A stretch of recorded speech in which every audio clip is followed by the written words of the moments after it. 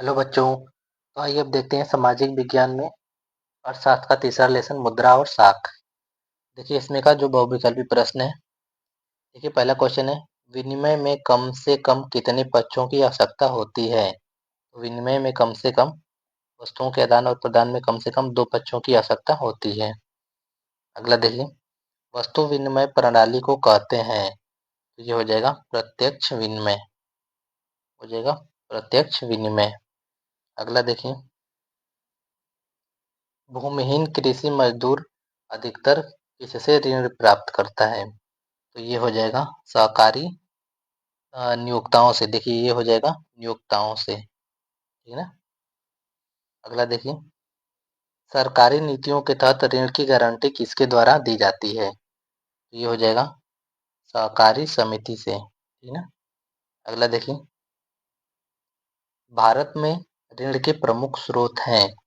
तो भारत में जो ऋण के प्रमुख स्रोत हैं वो है औपचारिक और अनौपचारिक दोनों, ठीक ना। औपचारिक और अनौपचारिक।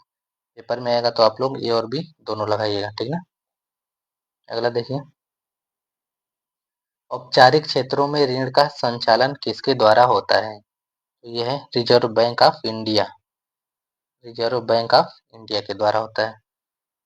अगला देखिए, निम्नलिखित में से कौन ऋण के औपचारिक स्रोतों में शामिल है। तो ये हो जाएगा बैंक, ठीक ना। बैंक क्या है, औपचारिक स्रोत है।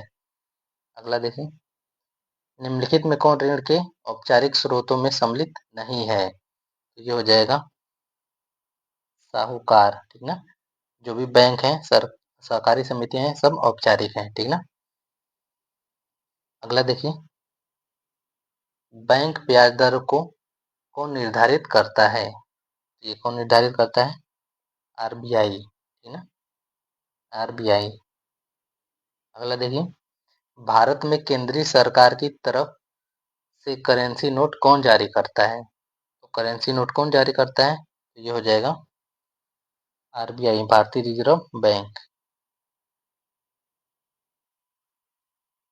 ठीक ना, भारतीय रिजर्व बैंक।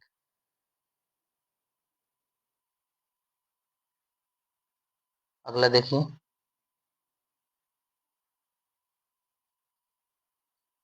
स्वयं सहायता समूह में किस प्रकार के लोग शामिल होते हैं। तो ये देखिए, समान सामाजिक पृष्ठभूमि। अगला देखिए,